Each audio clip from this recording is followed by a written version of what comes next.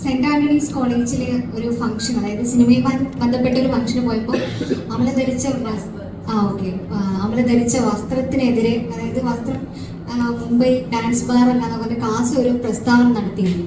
അപ്പൊ അതിനോട് എന്താണ് പ്രതികരിക്കുന്നത്? അതായത് വസ്ത്രധാരണ രീതി മുംബൈ ഡാൻസ് ബാർ അല്ല, ഒരു ക്രിസ്ത്യൻ കോളേജിലെ ഒരു പരിപാടിക്കാണ് വന്നതെന്നുള്ള രീതിയിൽ. അപ്പൊ അതിനോട് എന്താണ് പ്രതികരണം എന്ന് അറിയാൻ ആഗ്രഹമുണ്ടായിരുന്നു. പ്രത്യേകിച്ച് പ്രതികരണമൊന്നുമില്ല. I wore what I like and ഞാൻ ഇട്ട ഡ്രസ്സിന് എന്തെങ്കിലും കുഴപ്പമുണ്ടെന്നോ അത് ഇൻഅപ്രോപ്രിയേറ്റ് ആണെന്നോ ഞാൻ കരുതുന്നില്ല.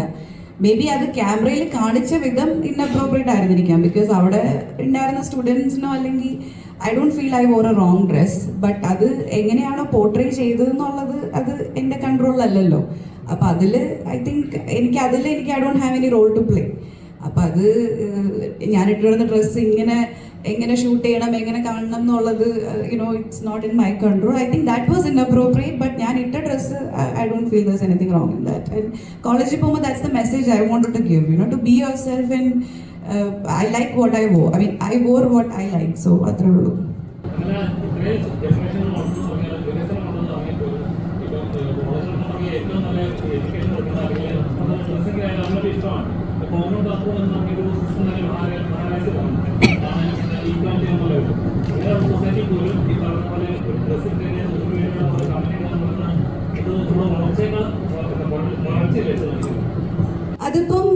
അതിപ്പം അങ്ങനെയായി. നമ്മൾ എന്തിട്ടാലും കമന്റ് ഇടാലോ. ഇപ്പൊ സാരി എടുത്താലും അത് എങ്ങനെ പോർട്രേ ചെയ്യുന്നു, അല്ലെങ്കിൽ ഇപ്പം ഇന്ത്യൻ ഡ്രസ് ചുരിദാറോ സാരി എടുത്താലും അത് ഐ തിങ്ക് ഓരോരുത്തർ അതിൽ നമുക്ക് പ്രത്യേകിച്ച് കൺട്രോൾ ഇല്ല. അപ്പം അങ്ങനെയുള്ള കാര്യങ്ങളിലേക്ക് I don't really focus because ഞാൻ ഒരു ആക്ടറാണ്. So I want to give my energy into what I do.